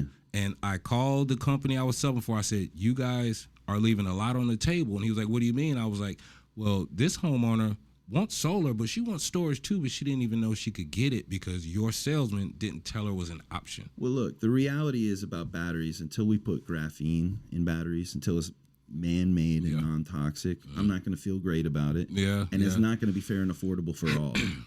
You know what I mean? Are you comfortable with spending an extra 70 or 80 or 90 bucks a month to have that peace of mind? Well, to where the only time you know the power goes out is when your neighbors knock on your door to see if they can put their beer in your fridge. Circling back around to the conversation we had earlier, when I told you I had experienced 2 weeks in my home without power. Yeah. Now, during those 2 weeks, if there was a way I could have had solar with a battery, I don't care how much the investment extra was a month, I wanted power. Yeah. And no one in my entire neighborhood had to band together as far as food and everything. Yeah. So no one in my entire neighborhood had power, and I said I never want to be in this position again if I can help it. I never want to be in this position because I was powerless. Yeah. I can't cut my power back on. Literally the grid powerless. Is down. The grid is down. Everyone was powerless. Yeah, the whole I borrowed my buddy's generator to just power a few things, but I install solar for a living, and I've installed battery backup systems. And you ain't got it on your roof, bro? Well, that's a complicated story. We'll talk about it. But listen now. Hey, I know a guy that can help sign you up. If I finish an install and I walk that customer around the house and I said, we're going to recreate a power outage, I cut their main breaker off, recreating if the whole neighborhood, I said, now let's go in the house. And we go through every room and make sure everything's still on like it's supposed to be. They have the security now to know no matter what happens, my home's going to be secure. And I think that's the important part about solar and storage and understanding what you're buying. And good point. And to that point, I would say the thing about batteries is a lot of times folks think they get one battery and they're Gucci. No. They're good. No. It's not going to work like that. No. The cool thing is, though, now with our partners, we've actually got straight DC systems where there's no loss and you can have whole home backup. Because there's a loss between converting the energy from the panel to AC to DC again, back to AC to using your house. That conversion, you lose power every time. Yeah.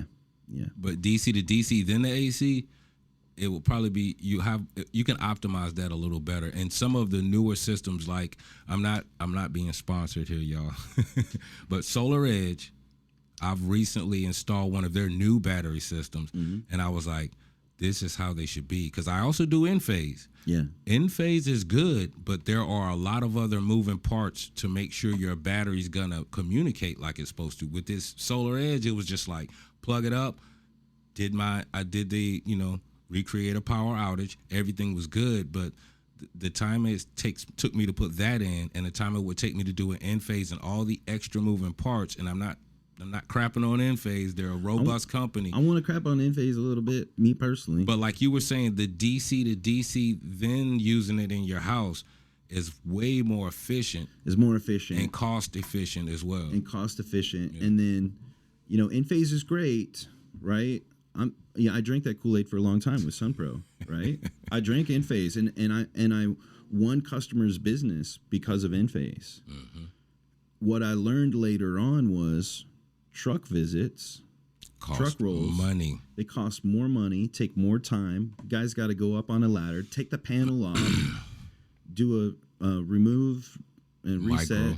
Yeah, take that micro inverter off. Well, here's the thing. And so with my solar edge system on my house, when they came, and by the way, the number one shout out to Michael O'Donnell, the number one solar salesman in the country.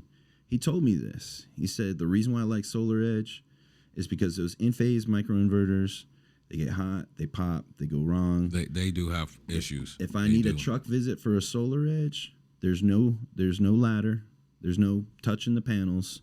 It's 2 bolts. We swap out that chip. We're gone in 10 minutes. Everything's right there. And they came and did it at my house, like within 1 month. Yeah.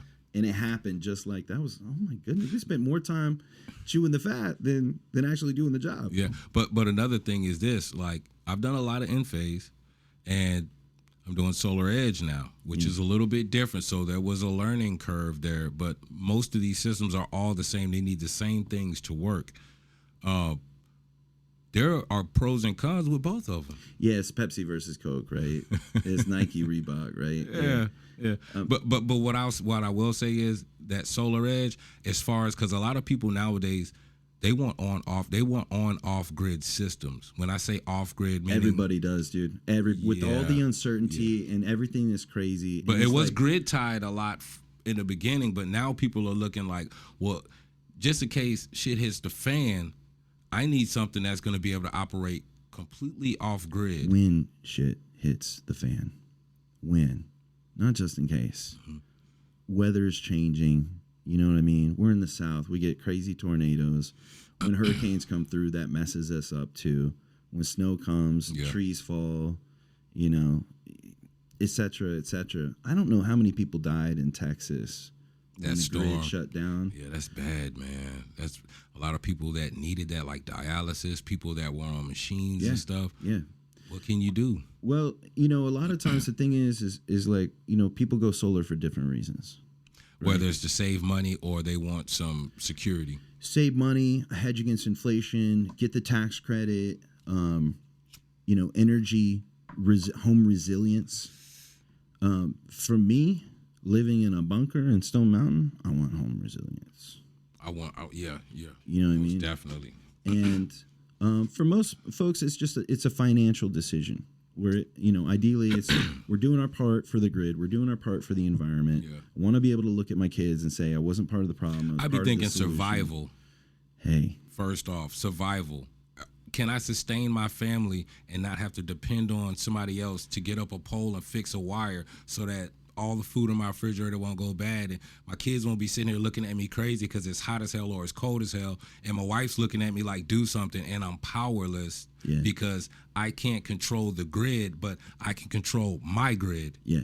Get solar, get storage, control 100%. Your grid, give your family energy independence, and you're not dependent on anybody's rates changing. No, they can do what they want with the rates.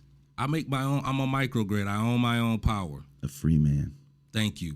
Cut your grid off if you want. I'm good. Maybe I can help some of my neighbors if they need some power, but for the most part, this is one thing I don't have to worry about. 100%. Right? 100%. If shit hits the fan, or when shit hits the fan, because shit goes wrong. Yeah. Yep. Things go wrong, but one thing I let me hit that. One thing I don't want to have to worry about is don't smoke cigarettes, folks.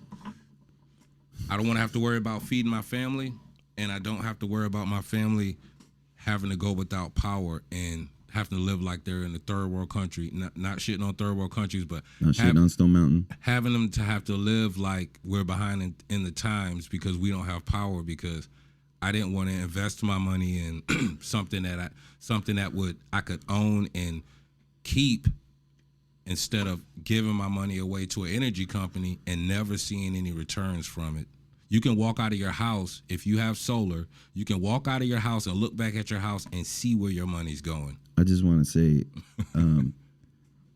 there's a particular word that you used that I think really needs to shift in the paradigm of solar. What's that? Invest. This isn't about an investment. It's a reallocation. It's money that you own this house, right? Mm-hmm. Okay. But you've rented before, right? Yes, I have, and that is a hard thing to get out of, the rent trap. Because he who has the gold makes the rules. If it's Yes. like you don't pay, I could kick your ass out. One thing quick. you can always understand is, yeah, we paid our rent, we stay here, but this is not our house. When we bought this house, it was a different feeling. Like, we own this. So whatever I do here is for the benefit of my house and my land. Right. So right. So and like you said, why don't you have solar? You looked You're at right. your budget. You looked at your budget, right, for when you bought this house. Did you end up spending more or less money by buying this house? As far as if we were renting? Yeah, before you moved a lot less. You know ended how up much spending less money. No, you know how much rental rates are in this area? And I'm not talking about, I don't have a mansion, but I'm on about 8 acres in all. Yeah. I have the most property you and me too, man. Yeah. in downtown Stone Mountain. That's wild. I got to have you over, man. Best restaurant in Atlanta is my kitchen, man. Come on. But imagine renting in, like, say, one of these neighborhoods or one of these streets where your house is right next to somebody else's. It's a house, but it's not yours. Right. So whatever modifications you do to make it comfortable for your family, just know one day when we move out, this shit stays. We can't take the new flooring and we can't take the paint we put on the walls to make it look nice and all the modifications we did to make it comfortable for us. We can't take it with us. I can't tell you how many renters I've talked to. Usually the coolest people are renters, right? Mm-hmm. Those are the ones that are nicer on the door because they're not afraid of you selling them anything because it's like, well, yeah, you were on the phone and they were like, "Oh, we lease," and you're like, "Oh, okay." Let's go. Y'all want to trade trucks? yeah. But they're cool people, and I got to know their neighbors. I got to know their friends, and the thing that I've noticed is that renters want solar more than homeowners. Wow. Because they feel the pain. Usually, when you're renting, it means that you haven't got your finances secured.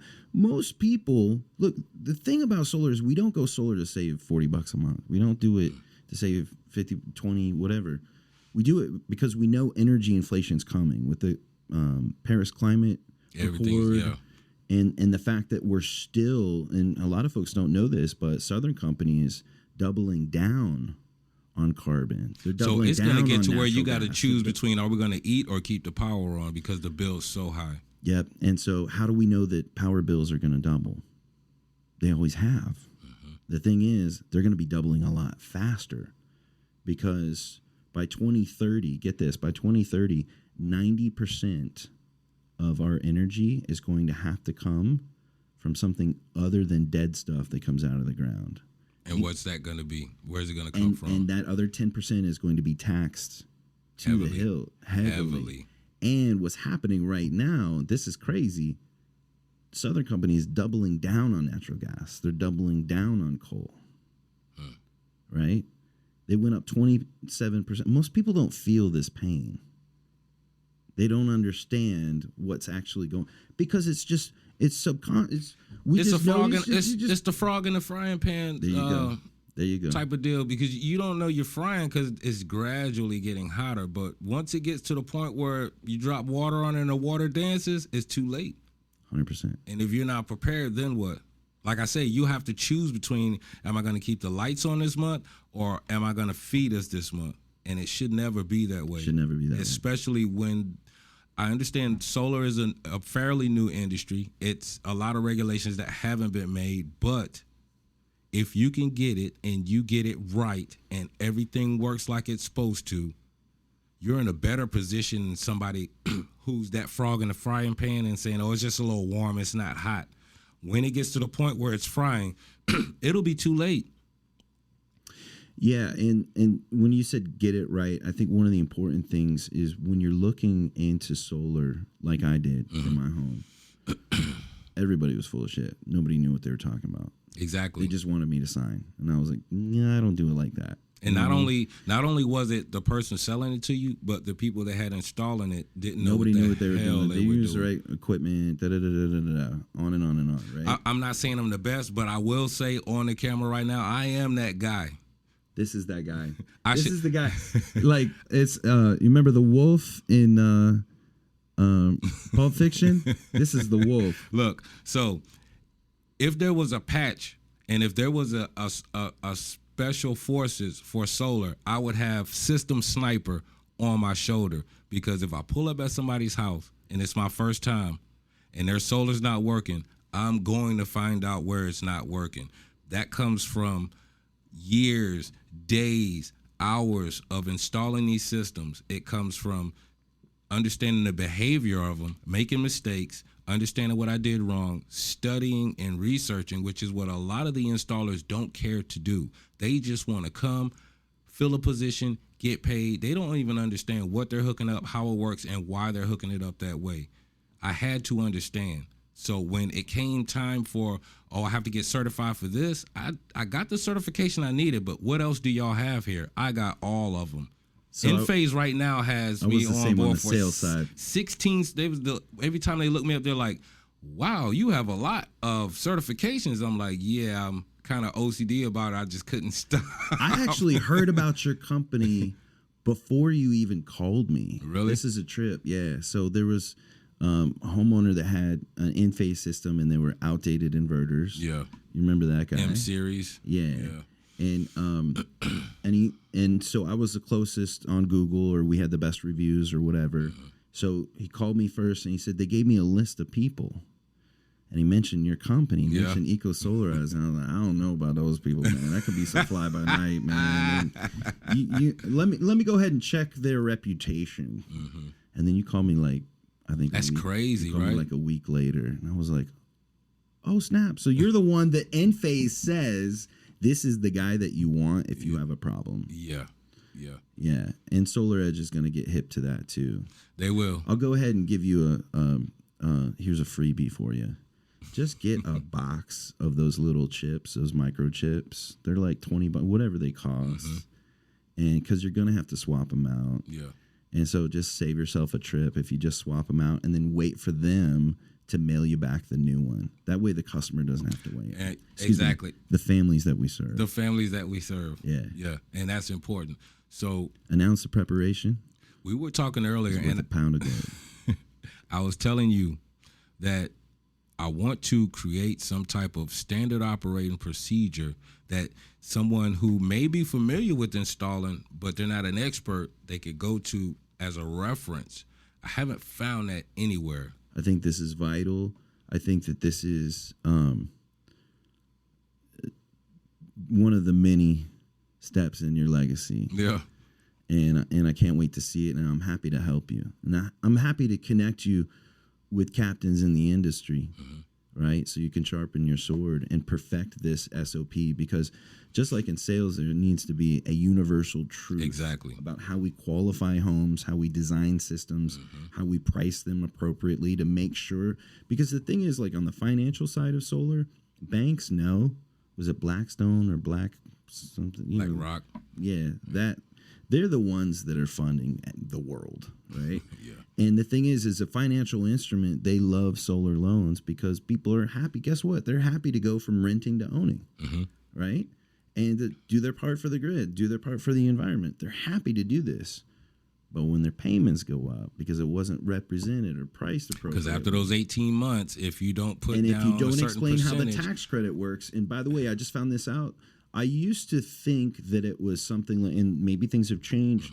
I was told, and so I believed, that it was something like 45% of homeowners qualify for all of the tax credit in year one. That's not the case. It's 12%.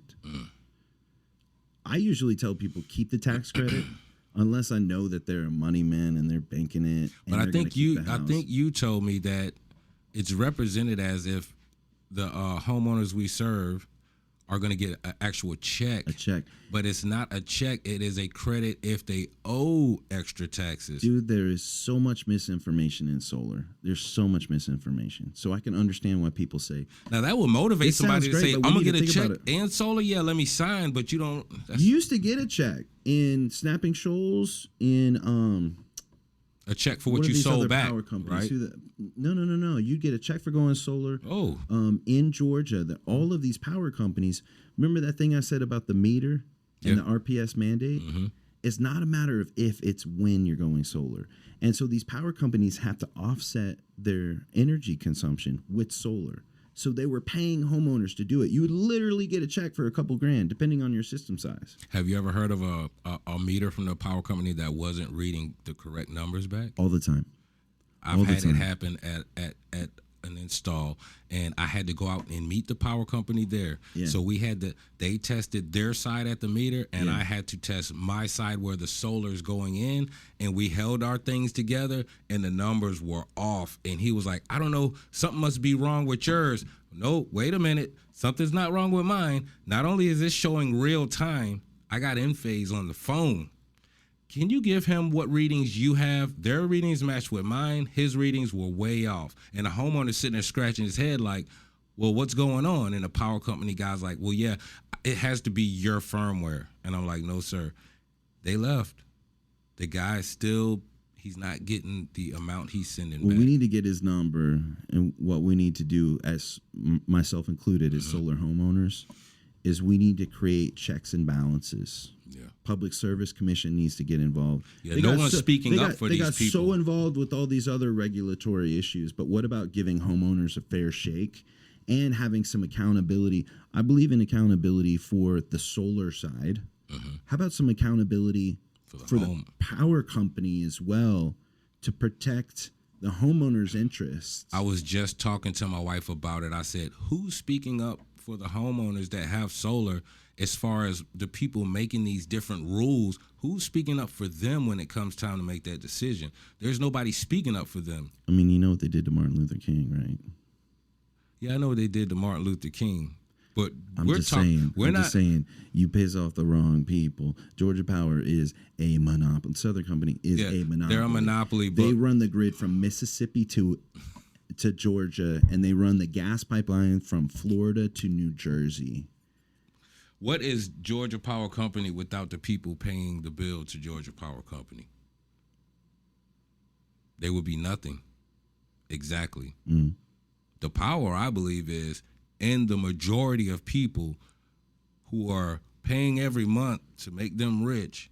When those people start figuring out, hey, I can make my own grid with my own solar and make myself rich, Georgia Power, no matter what they say, it won't matter. We don't care. I don't need your power.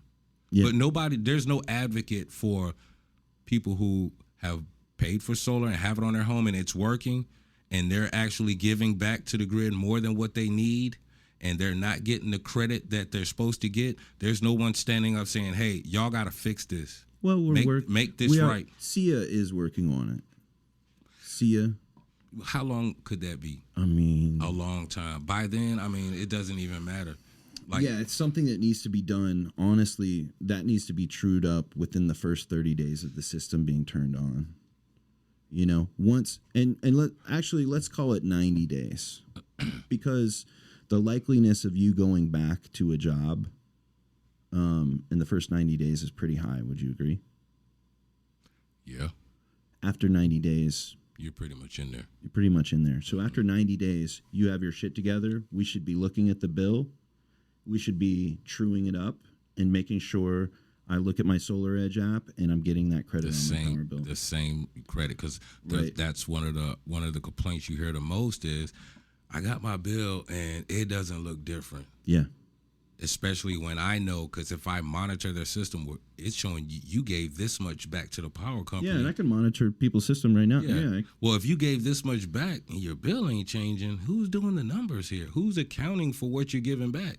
They say you have a bidirectional meter. I know they get the readings from consumption to exportation. They know what you're exporting to them. Even though they're not giving you cents on the dollar for what you're paying for it, you should only be paying a connection fee at this point. Just for your home to be connected to the grid should be your only bill. Well, a connection fee, and if you don't have a battery, the cost of the energy that you're using at night.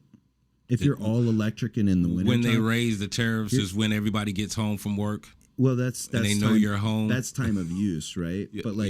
But so with Georgia Power, it truly is voided cost. But there's other power companies. Like, I'll give you a good example. Flint. What about Flint? That's a different company. Flint is actually great for solar. Okay. I love Flint for solar because they charge more during those high. Who's in Columbus County? Flint. Flint is Columbus and County. Georgia Power is everywhere. But I love Cobb EMC. because they do monthly net metering, so we That's can design good. to like 80%. I think Cobb has their stuff together more than a lot of. And they love solar too, but they will watch. They want to make sure that this thing is being represented. Yeah. And that's one thing I love about them is, they called SunPro and they're like, gentlemen, what are you doing? Right? Because stuff was being designed improperly. Putting things on the north roof when it's covered in shade. And it's not going to work. And it's not going to work. I knocked on this lady's door the other day. She opened the door. I said, man, I messed up. She said, what happened? I'm disoriented on the map. See, your house is, the back of your roof is, by the way, I'm the local solar guy in the neighborhood. Back of your roof is facing like north by northwest. Super, see that? And even though you get full sun, there's just not enough. We just can't make. If anybody knocks on your door and tries to sell you solar, just tell them to kick rocks. And by the way, I'm sorry for, you seem like a cool lady. I wish I could help you. And she goes, well, you seem like a cool guy. I wish that you were the Uber Eats guy delivering my food. I'm like, well, I got a Slim Jim in the truck. Yeah. But people don't consider ground mounts. I mean, you can't do a ground mount's not going to work in a subdivision. Yeah. You know what I mean? Especially if they have the HOA. Yeah. It's not going to happen. Yeah, here they're the judge and jury of whether or not you can even do it. There's actually the last install I did, he's probably going to be battling his HOA for a long time. Oh, yeah? What county? Let me tell you what happened. This is not far from here. Not far from here. We got lawyers for everything. Let's go. He may need one. So his plans say to install his panels on this side, back side of his house, facing south, just like it's supposed to. Everything. You can't see it from the front. Fine. It's almost a 12 on 12 pitch roof. Yeah. 2 stories. Yeah. So it's like you ain't walking it. You're tying off with a harness. Of course. The entire time you're up there working. That's putting rails down, putting panels, everything. You got to be tied off. Just defying gravity. Yeah. So anyway, install's done. Finished. He calls, not me, the company that I was subbing for. I don't want him back there. I want him on the front. Why? The front is facing north. They told him it wasn't designed to be on the front of your house. It's supposed to be on the back. Yeah. You're not going to get the production. I don't care. I want it on the front. Well, that's not what we agreed to, Mr. Homeowner, and that's not what's in your best interest. You put him on the front? I had to go back, take all that stuff off the back. Put it on the front. My guy, stupidity is painful.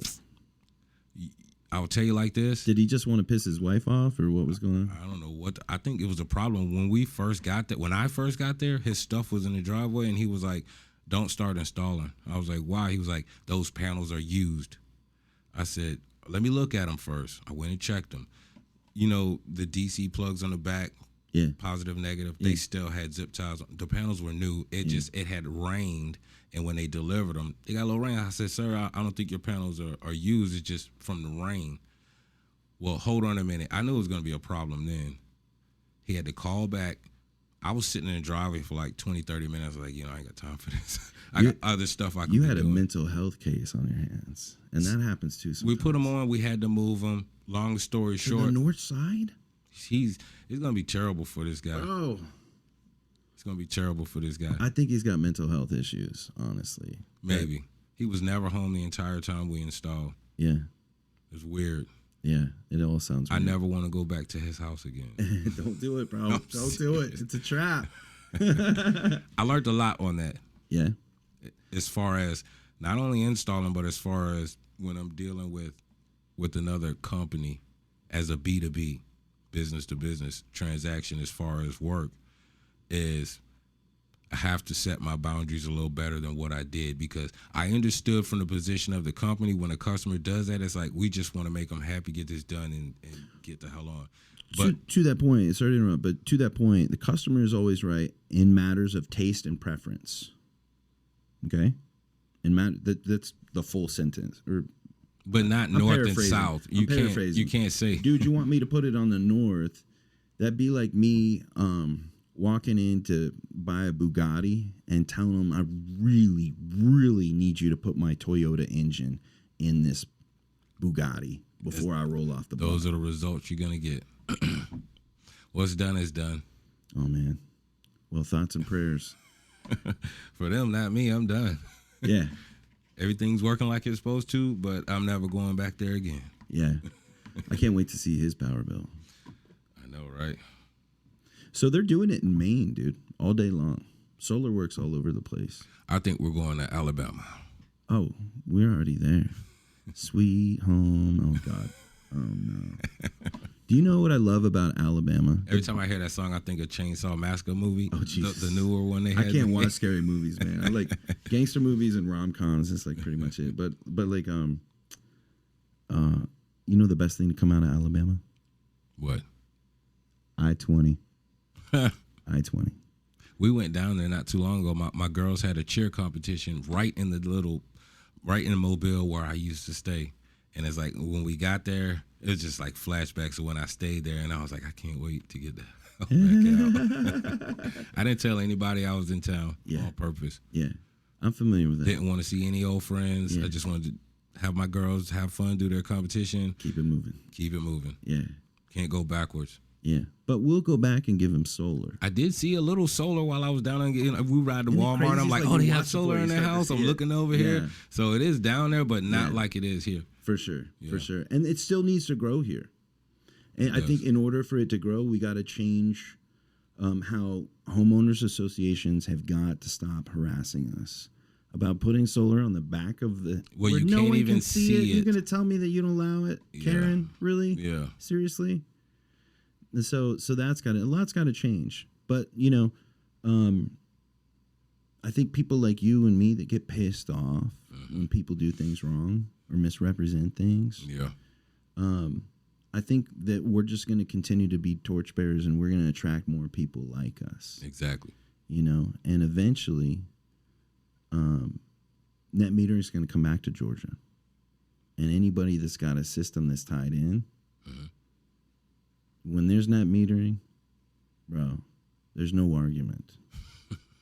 Seriously, there's just no argument. It's like, this is what I produced. F you, pay me.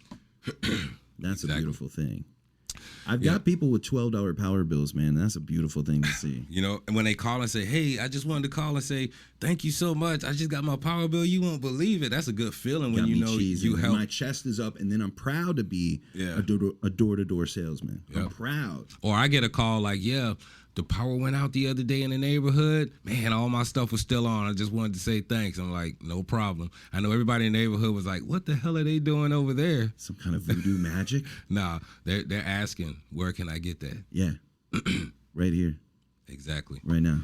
We got to wrap it up, man. Let's do it. It's time to talk. Eat. Good talk, ATL. Yeah. All right, bro. Till next time. Yeah, man.